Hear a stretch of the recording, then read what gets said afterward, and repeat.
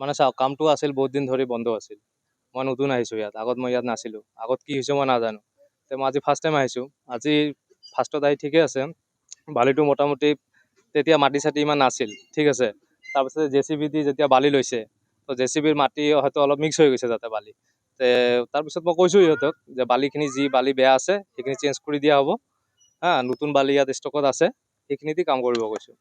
এতিয়া তথাপি যদি পাব্লিকে নামানে তেনেহ'লে আৰু কামটো আজি বন্ধ কৰিব লাগিব, কালি নতুনকৈ ষ্টাৰ্ট কৰিব লাগিব। আৰু যোনখিনি ধৰি লওক এতিয়া এটা দুটা যদি ওলাইছে, ফাৰ্ষ্টত যেতিয়া মই মৰ্ণিঙত আহিছিলোঁ তেতিয়া সেইখিনিতো ছাইড কৰা হৈছে। পিছত যদি কিবা ওলাইছে এনেকুৱা, যদি পিছত কিবা ওলাইছে সেইটো ধৰি লওক মই গম নাপাওঁ, কিন্তু যিহেতু পাব্লিকে কৈছে যে ঠিকে তেনেহ'লে ওলাইছে হয়তো।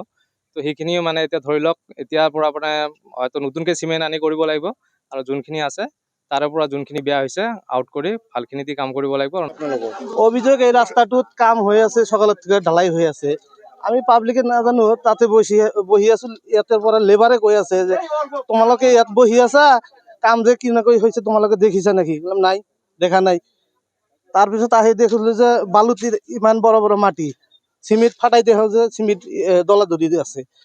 তাৰপিছত দেখিলো যে এই যে বাৰিষা যে হৈ গৈছে, তাত পিলাৰত মাটি ঢুকিছে, এইটো